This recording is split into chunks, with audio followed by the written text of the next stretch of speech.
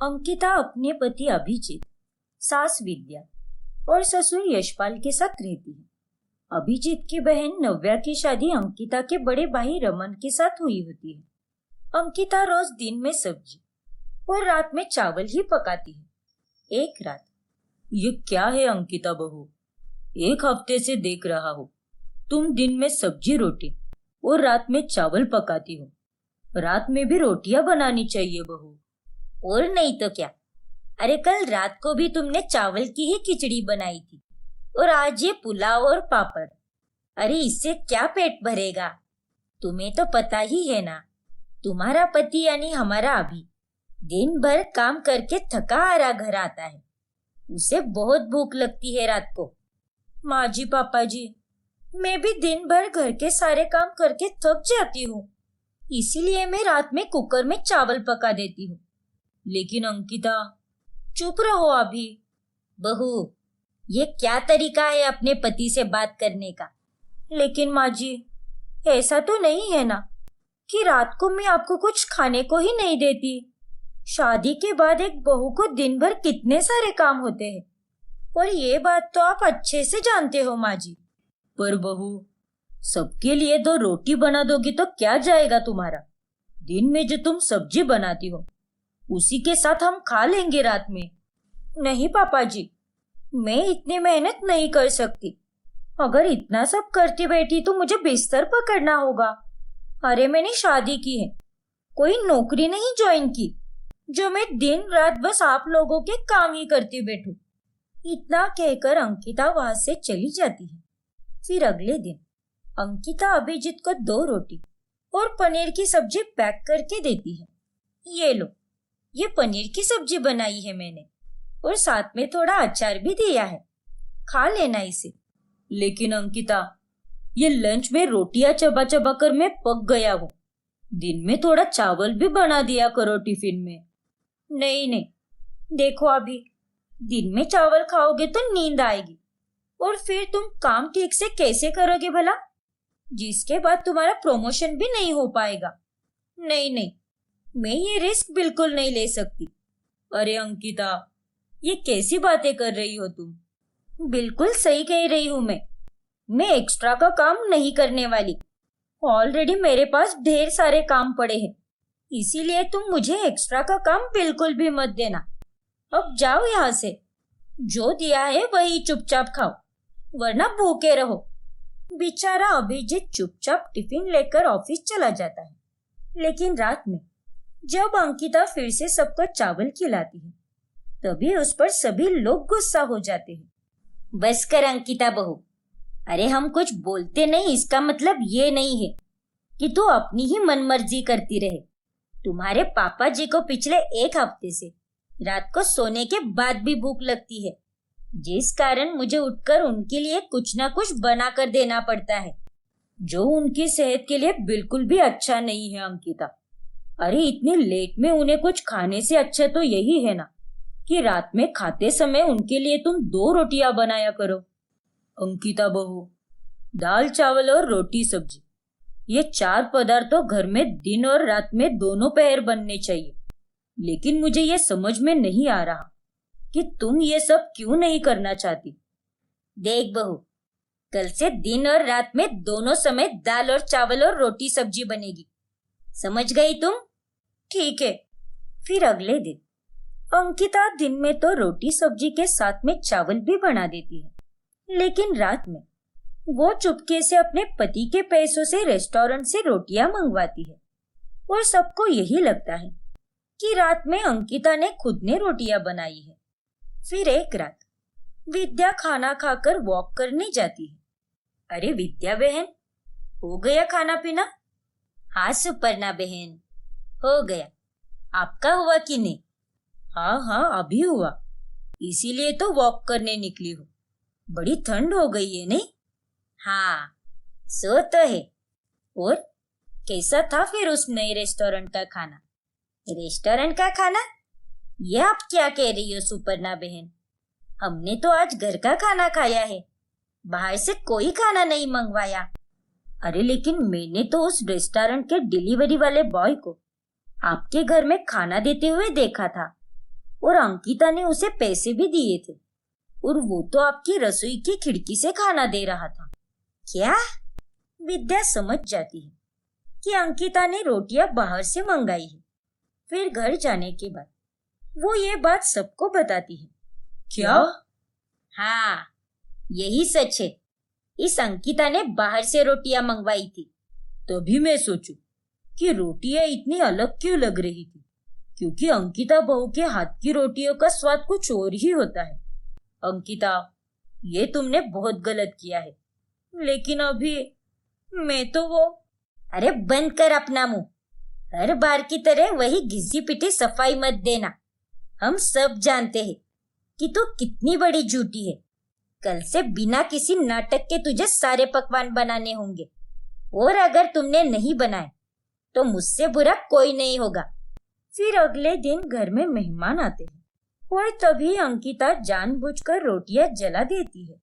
अब देखना कैसे इन जली हुई रोटियों को खाकर मेहमान बुराई करेंगे और फिर माँ जी को ही सारी रोटियां बनानी पड़ेंगी।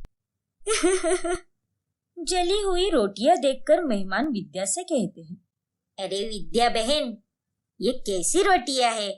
तुम्हारी बहू को तो ठीक से रोटियां भी सेकने नहीं आती। अरे कुछ संस्कार नाम की चीज है या नहीं उसमें? अरे नहीं, वो दरअसल। क्या विद्या, इतना बेस्वाद खाना खिला रही हो तुम हमें? तुम्हारे घर आने पर हमारे साथ ऐसा पेश आया जाएगा, ये हमने तुमसे कभी उम्मीद नहीं की थी। मेहमानों की बातों का विद्या और यशपाल को बहुत बुरा लगता है, लेकिन विद्या समझ जाती है कि ये सब अंकिता ने जानबूझकर ही किया है। फिर मेहमानों के जाने के बाद, बस अब बहुत हुआ अंकिता बहू। अब तो इस घर में बिल्कुल भी नहीं रहेगी। दिन में चावल और रात में रोटी बनाने से तुझे बहुत आलस आता है ना? ठीक है, अब तू हमेशा हमेशा के लिए आराम करने अपने मायके चली जा। मैं अपने पति और अपने बेटे को संभाल लूंगी। हमें तुम्हारी कोई जरूरत नहीं है। क्या? हाँ अंकिता, तुम इतनी सी बात के कारण ये सारे नाटक कर रही हो। मुझे तुमसे ये उम्मीद बिल्कुल भी नहीं थी। तुम मेरे माँ और पापा के लिए इतना भी नहीं कर सकती क्या? बहू, तुम अपने मायके जा सकती हो और वहीं पर जाकर आराम करो। हम तुम्हें अब से किसी भी प्रकार की तकलीफ नहीं देंगे। जाओ, अपनी जिंदगी अपने उसूलों पर जियो। लेकिन पापा जी, मेरी बात तो सुनिए। अब हमें कुछ भी सुनना और समझना नहीं है। चली जाओ यहाँ से। फिर अंकिता अपने मायके चली आती है और वहां पर जाने के बाद वो देखती है कि उसकी भाभी नव्या उसकी माँ जानकी और भाई रमन की कितनी अच्छे से देखभाल कर रही है। माँ जी, चलिए अब आप ये खाने के बाद ये दवाई भी खा लीजिए, और ये मैंने आपके लिए गरम गरम हल्दी वाला दूध बनाया है। इसमें मैंने इलायची, लौंग, अदरक और बाकी के मसाले भी डाले हैं। आपको पिछले हफ्ते सर्दी जुकाम हुआ था ना, इसीलिए। धन्यवाद नव्या बहू, तुम सच में बहुत अच्छी हो। भगवान करे तुम्हारी जैसी बहू हर सास को मिले। बस बहू? अरे मैं तो ये कहता हूँ कि भगवान नव्या जैसी बीवी हर लड़के को दे। सच में तुम जिस तरह से मेरी माँ का ख्याल रखती हो, वो देखकर मुझे बहुत अच्छा लगता है नव्या। अरे उसमें कौन सी बड़ी बात है? आपकी माँ मतलब मेरी ही माँ है ना। मैं तो इनसे तुमसे भी ज्यादा प्यार करती हूँ रमन, समझे तुम? चलो अब मैं तुम्हारे और अंकिता के लिए गर्मा गर्म नूडल्स लाती हूँ। ये नूडल्स मैंने स्पेशल अंकिता के लिए बनाए हैं। अंकिता ने अपने घर वालों को कुछ भी बताया नहीं होता कि वो वहां पर क्यों आई है, लेकिन अपने घर पर आने के बाद नव्या को देखकर उसे अपनी गलती का एहसास हो जाता है और उसे बहुत शर्मिंदगी भी महसूस होती है। कितनी बुरी हूं मैं। यहाँ नव्या मेरी माँ और मेरे भाई का कितने अच्छे से ख्याल रख रही है, उनकी हर एक छोटी से छोटी चीज का ध्यान रख रही है, और उधर मैं हूँ जो अपने सास ससुर का कुछ भी ख्याल नहीं रख रही। नहीं, लेकिन अब ऐसा नहीं होगा। जो रायता मैंने फैलाया है उसे मैं फिर से समेटूंगी और अपनी सारी गलतियां सुधारूंगी। फिर अंकिता अपने ससुराल आती है और हाथ जोड़कर अपने सास ससुर और पति से माफी मांगती है। माँ जी, पापा जी, मुझे माफ कर दीजिए। और अभी आई एम रियली सॉरी। मैंने तुम्हारा भी दिल बहुत दुखाया है। मैं एक बहुत ही बुरी बहू और बुरी बीवी हूँ, लेकिन अब मुझे अपनी गलतियों का एहसास हो चुका है। मुझे बहुत शर्मिंदगी हो रही है अपने किए पर। माँ जी, पापा जी, अपनी बेटी समझकर मुझे अपनी गलतियों को सुधारने का एक आखिरी मौका दीजिए। प्लीज माँ जी, मैं आपसे वादा करती हूँ कि मैं एक सर्वगुण संपन्न बहू बनकर दिखाऊंगी। प्लीज माँ जी, प्लीज पापा जी। ठीक है बहू। हाँ बहू, हम तुझे माफ करते हैं। तुम्हारी आंखों में देखकर सच में महसूस हो रहा है कि तुम दिल से माफी मांग रही हो। देर आए पर दुरुस्त आए। तुम्हें अपनी गलती का एहसास हो चुका है। ये सुनकर और देखकर बहुत अच्छा लग रहा है अंकिता। अब हम सब एक नई शुरुआत करेंगे और खुशी से साथ रहेंगे। हाँ अभी, तुमने बिल्कुल सही कहा। फिर उस दिन के बाद से अंकिता के बिहेवियर में काफी सुधार आता है और खाना बनाने के साथ साथ वो अपने बाकी के काम भी अच्छे से करने लगती है और किसी को शिकायत का कोई मौका नहीं देती। प्रीशा की ननद मिष्टी की अब शादी की उम्र हो चली थी, लेकिन अब तक वो कुंवारी ही थी और घर पर सिंगल होने के मजे लेती थी। एक रात, प्रीशा, बहुत दिनों से मैं काम में बिजी था। आई एम सॉरी, लेकिन आज की रात हम एक पल भी नहीं गवाएंगे। Yes baby. फिर प्रीशा और उसका पति मिहिर दोनों रोमांस करने जा ही रहे होते हैं कि तभी उनके कमरे के दरवाजे पर खटखटाहट होती है और दरवाजा खोलने पर वहां पर मिष्टी खड़ी होती है। मिष्टी, तुम यहाँ पर? रात के 1 बज चुके हैं और इस वक्त तुम यहाँ पर क्या कर रही हो? और ये चुड़ैल की तरह दरवाजा क्यों खटखटाया? वो प्रीशा भाभी, मैंने अभी इंस्टाग्राम पर हॉट चॉकलेट की रील देखी और मेरा अभी हॉट चॉकलेट खाने का बहुत मन कर रहा है, इसीलिए प्लीज बना दो ना भाभी। तुम्हारा दिमाग खराब हो गया है क्या मिष्टी? इतनी रात गए तुम्हें हॉट चॉकलेट खाना है और उसके लिए तुमने मुझे उठाया? ओ कम ऑन भाभी, मैं जानती हूँ कि आप 1 बजे तक जगी रहती हो। बना दो ना भाभी, मैं जानती हूँ आप जरूर बनाओगी। मैं कमरे में वेट कर रही हूँ। बाय। इतना कहकर मिष्टी वहां से चली जाती है और प्रीशा को बोलने का मौका ही नहीं देती। देखा तुमने मिहिर, कैसी तुम्हारी कुंवारी बहन मुझे दिन रात परेशान करती है, ऑर्डर पे ऑर्डर देती रहती है। अरे मुझे तो इसने काम वाली बाई समझ कर रखा है। इतनी बड़ी घोड़ी हो गई है, इसके हाथ पीले कर शादी करा दो इसकी। हाँ प्रीशा, तुम सही कह रही हो। मैं कल ही माँ और दादी से बात करता हूँ। फिर अगले दिन मिहिर अपनी माँ और दादी से मिष्टी की शादी के बारे में बात करता है और तभी वहां पर मिष्टी सुंदर से कपड़े पहनकर अपनी सहेली के वेडिंग रिसेप्शन में जा रही होती है। चलो माँ, मैं रागिनी के रिसेप्शन में जा रही हूँ। मुझे टैक्सी के लिए और गिफ्ट के लिए पैसे चाहिए।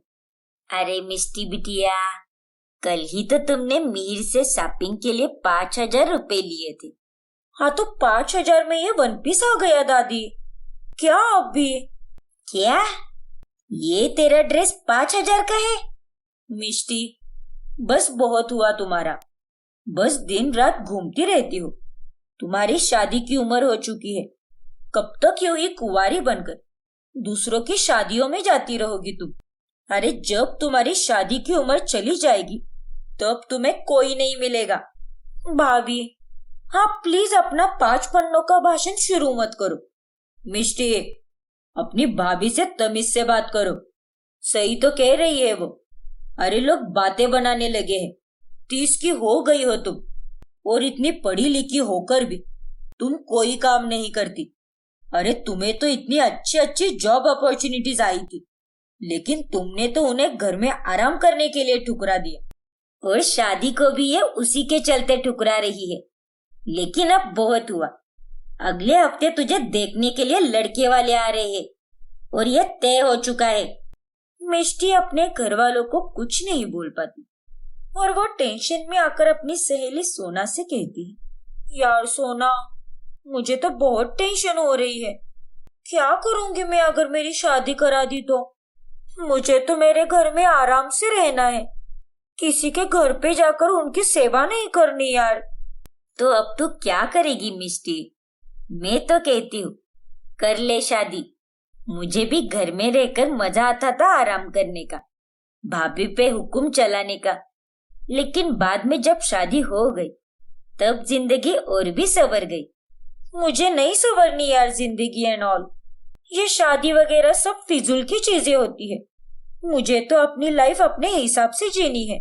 मेरे पास एक प्लान है, लेकिन उसमें तुझे मेरा साथ देना होगा। ठीक है मिष्टी, मैं दूंगी तेरा साथ। तू प्लान बता मुझे। फिर अगले हफ्ते मिष्टी को देखने के लिए पंचम नाम का एक लड़का आता है और उन दोनों का रिश्ता पक्का हो जाता है।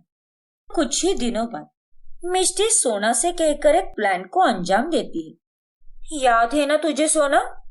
तुझे वहां पर कैफे में बैठे पंचम को जाकर गले मिलना है। एकदम अचानक से लगना चाहिए और तब मैं तुम दोनों की फोटो क्लिक करूंगी। हाँ मिष्टी, पता है मुझे। फिर सोना पंचम के गले मिलती है और मिष्टी उन दोनों की फोटो खींच लेती है। अरे कौन हो आप और मुझसे गले क्यों मिल रही हो? ओह शिट, सॉरी, मुझे लगा कि आप ही मेरे पति हो। दरअसल मेरे पति आप ही की तरह दिखते हैं और उन्होंने भी आज नीले रंग के ही कपड़े पहने हैं, इसीलिए गलती से मिस्टेक हो गई। Okay, no problem. फिर प्लान के मुताबिक मिष्टी घर जाकर सबको वो फोटो दिखाती है और ड्रामा करने लगती है। हाय दैया, ये क्या हो गया वसुंधरा बहू? ये पंचम तो एक नंबर का फालतू आदमी निकला। ये फोटो मुझे मेरी फ्रेंड रितिका ने भेजी और कहा है कि देख तेरा मंगेतर शादी के पहले ही क्या गुल खिला रहा है। अब आप लोग ही सोचिए, अगर शादी के पहले ही ऐसा हाल है तो शादी के बाद क्या होगा? नहीं मेरी लाडो, हम तेरी शादी पंचम से नहीं कराएंगे। तू बिल्कुल भी चिंता मत कर। वो पंचम लाख बहाने दे दे, लेकिन हम उसकी बातों में नहीं आएंगे। थैंक यू भैया। इस तरह मिष्टी के रचाए नाटक के कारण ये रिश्ता अपने आप ही टूट जाता है। थैंक गॉड, भला टली। हमारा प्लान कामयाब हुआ सोना। Thank you so much. फिर 2 हफ्तों बाद अचानक से मिष्टी की दादी दूसरा रिश्ता लाती है और उस लड़के का नाम अमित होता है। बात पक्की हो जाती है और सभी लोग मुंह भी मीठा कर लेते हैं। मिष्टी, जल्दी से तैयारियां शुरू कर दे, क्योंकि अब तेरी डोली सजने वाली है। हाँ दादी। फिर बाद में वो सोना से बात करती है। ओह नो, एक और रिश्ता? हाँ ना यार, मुझे लगा कि अब 2 महीने बाद ही रिश्ता आएगा, लेकिन मेरी ये दादी तो एकदम सुपर फास्ट निकली और अब रिश्ता फिर से पक्का हुआ है। ना जाने अब क्या करूंगी मैं। कुछ तो सोचना ही होगा मिष्टी, लेकिन सच कहूं, मैं तेरी एक दोस्त के नाते साथ दे रही हूँ, लेकिन तू ये जो भी कर रही है ना, वो बहुत गलत है। शादी से कब तक भागेगी तू? कब तक कुंवारी रहेगी? हो प्लीज सोना, अब तू शुरू मत हो जा यार, और कुछ सोच। तभी वो दोनों एक प्लान बनाती है और सोना मिष्टी की पड़ोसन बनकर अमित की माँ से बाजार में मिलती है। कैसी हो गीतांजलि काकी? हैं? तुम्हें कैसे पता कि मेरा नाम गीतांजलि है? कहीं जासूसी तो नहीं कर रही ना तुम? अरे नहीं नहीं, पूरे मोहल्ले में पता चल चुका है कि मिष्टी अग्रवाल की शादी गीतांजलि ठाकुर के बेटे अमित से होने वाली है। मैं आपकी होने वाली बहू मिष्टी की पड़ोसन हूँ। अच्छा, ये बात है क्या? हाँ गीतांजलि काकी, लेकिन मैं आपको एक राज की बात बताने जा रही हूँ। दरअसल मिष्टी के घर वालों ने आपके साथ स्कैम किया है, बोले तो धोखा किया है। क्या धोखा? कैसा धोखा? मिष्टी एक मांगलिक है, इसका मतलब वो जो भी आदमी से शादी करेगी उसकी मौत तो तय है, और इसी वजह से तो अब तक उसकी शादी नहीं हुई। उन्होंने आपके टाइम पर कुंडली ही चेंज कर दी है। कल ही तो ज्योतिष आया था उनके घर पर। क्या? इसका मतलब हमारे साथ धोखाधड़ी हुई है। नहीं, हम हमारे बेटे अमित की शादी ऐसी मांगलिक लड़की से नहीं कराएंगे। फिर गीतांजलि रिश्ता जोड़ने से इनकार कर देती है और इस तरह मिष्टी का ये प्लान भी सक्सेसफुल हो जाता है और वो बहुत खुश हो जाती है। मिष्टी, तुम्हारा 2 बार रिश्ता टूटा है और तुम यहाँ पर अपने कमरे में मूवी देखकर एंजॉय कर रही हो। हाँ तो रोती बैठू क्या भाभी? आप भी ना। सच में हो ना हो, मुझे तो कुछ गड़बड़ लग रही है। फिर 1 महीने बाद मिष्टी के लिए नया रिश्ता आता है और वो दोनों बात करने के लिए एक कमरे में जाते हैं। देखो, मेरे और तुम्हारे घर वाले बाहर बैठे हैं, यही सही मौका है। मैं तुम्हें सब सच बता देती हूँ। क्या? कैसा सच मिष्टी? यही कि मैं तुमसे शादी नहीं कर सकती। क्या? लेकिन क्यों? क्योंकि मैं किसी और के बच्चे की माँ बनने वाली हूँ। हाँ, मेरे पेट में मेरे बॉयफ्रेंड का बच्चा है। प्लीज ये किसी को मत बताना और अपने आप ही ये रिश्ता तोड़ देना। प्लीज प्लीज, मैं तुमसे विनती करती हूँ। क्या? ये तुम क्या कह रही हो मिष्टी? ये कैसे हो सकता है? आई नो, ये बात काफी हैरान करने वाली है, पर यही सच है। ठीक है मिष्टी, ये रिश्ता तोड़ने के लिए मैं तैयार हूँ। एंड डोंट वरी, मैं किसी को कुछ नहीं बताऊंगा। Thank you so much Akhil.